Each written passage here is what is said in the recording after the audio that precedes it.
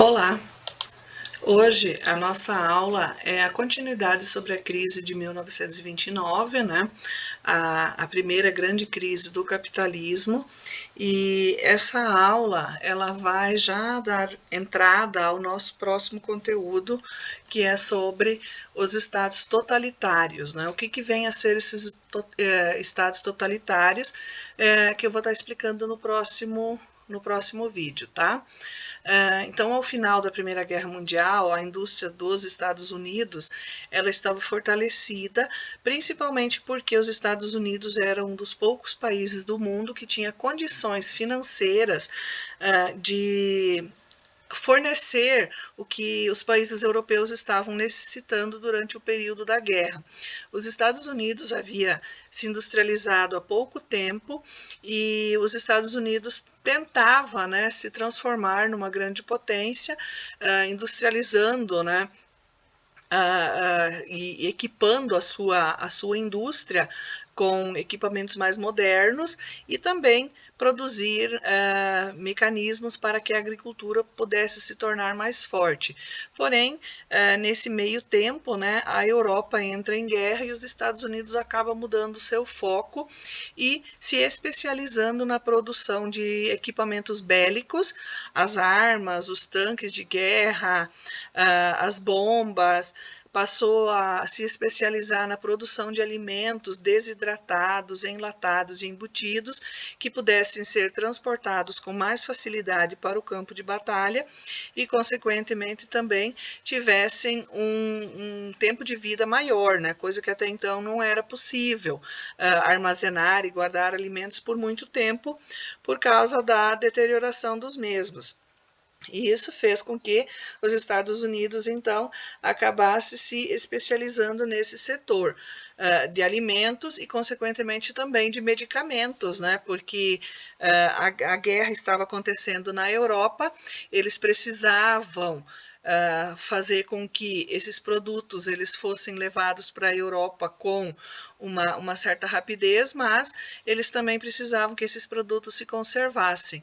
Isso também fez com que a indústria farmacêutica passasse a se desenvolver e desenvolver medicamentos que pudessem revolucionar as infecções, as inflamações, sarar feridas, curar os enfermos, curar os feridos resultantes dessa Primeira Guerra.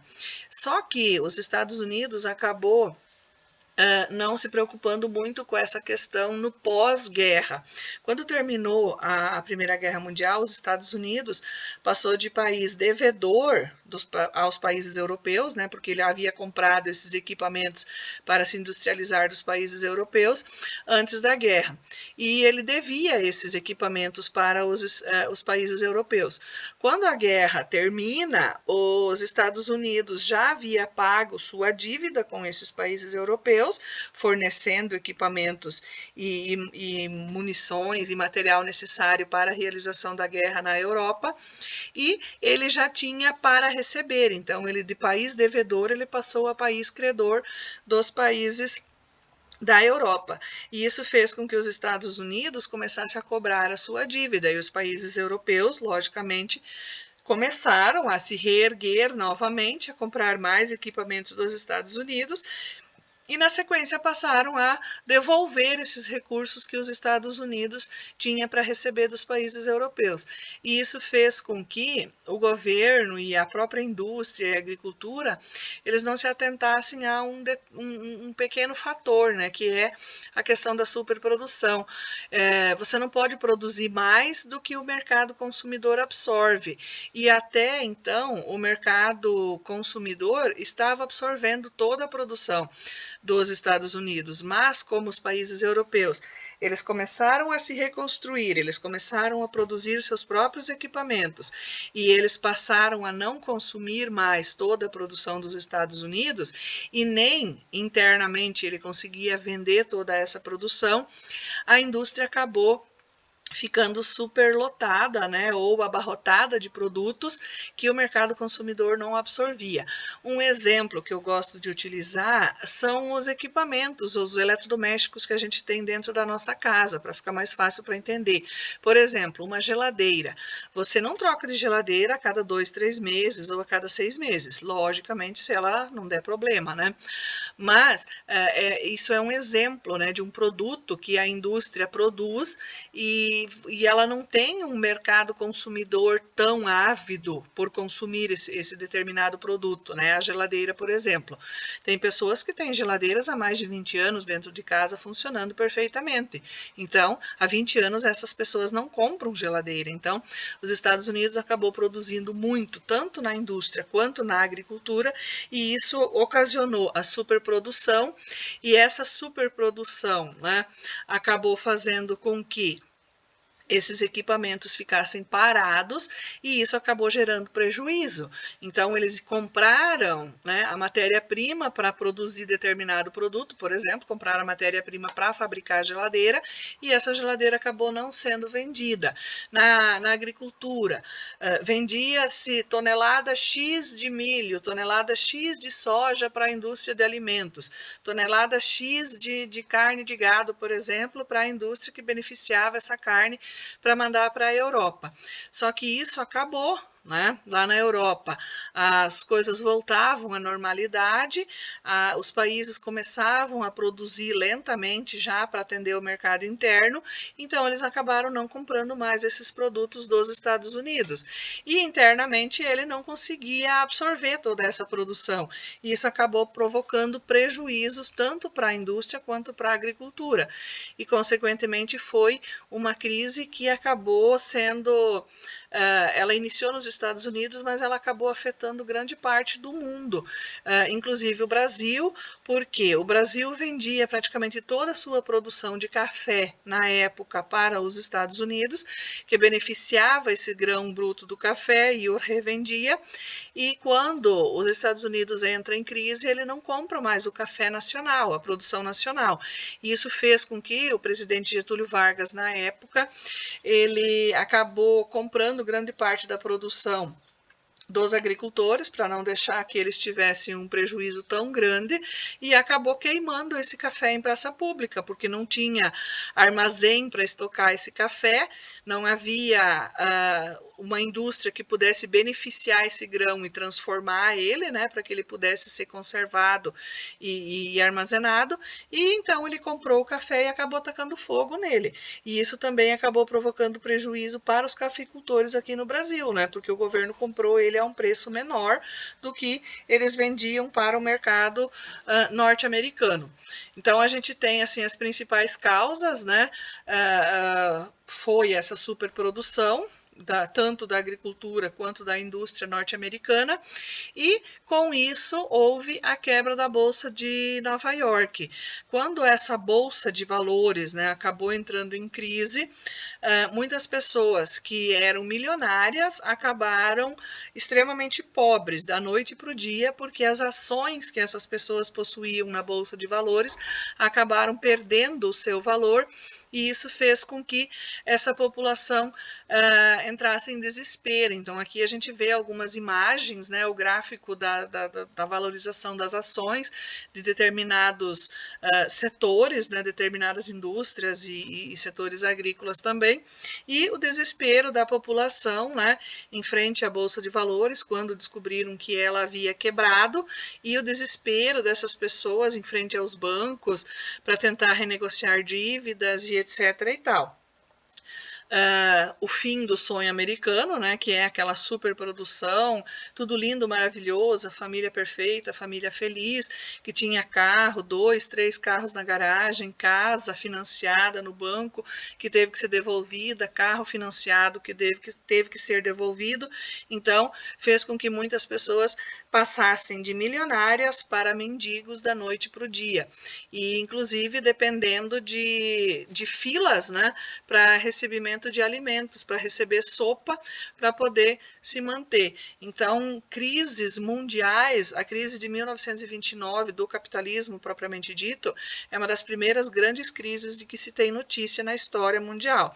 Em 2008 houve uma nova crise, né, no setor econômico, que acabou afetando praticamente o mundo todo, e alguns países ainda não conseguiram se recuperar totalmente dessa crise que aconteceu em 2008, e acredita-se que 2020, 2021 seja um próximo marco na história, que futuramente a gente vai estar estudando, de crise mundial, provocado principalmente dessa vez pela pandemia do Covid-19, que não é superprodução, não é ingerência, não é guerra, mas é uma pandemia, uma doença desconhecida até então da maioria da população, que acabou chegando e assolando o mundo, e consequentemente essa crise, né, pandêmica acabou provocando também uma crise econômica no Brasil e no resto do mundo, né? Porque muitas pessoas perderam seus empregos,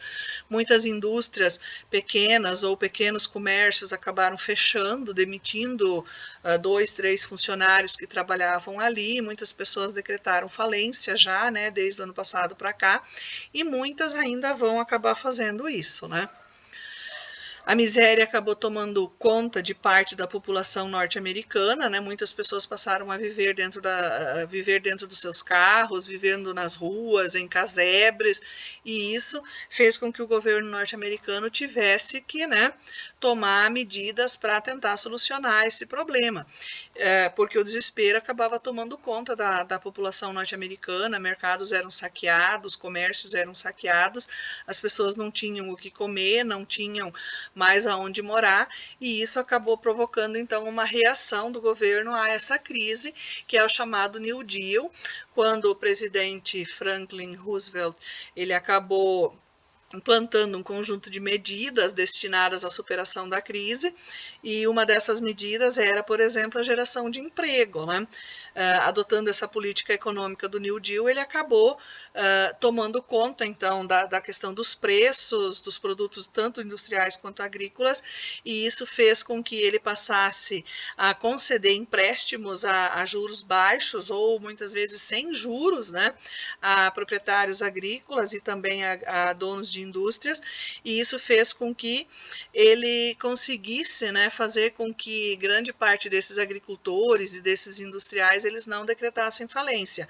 Além disso, ele acabou criando o seguro-desemprego, coisa que até então não existia lá nos Estados Unidos, para tentar recuperar a economia, e também ele acabou criando um grande programa de obras públicas, com reformas de pontes, viadutos, estradas, construção de prédios públicos, reforma de prédios públicos.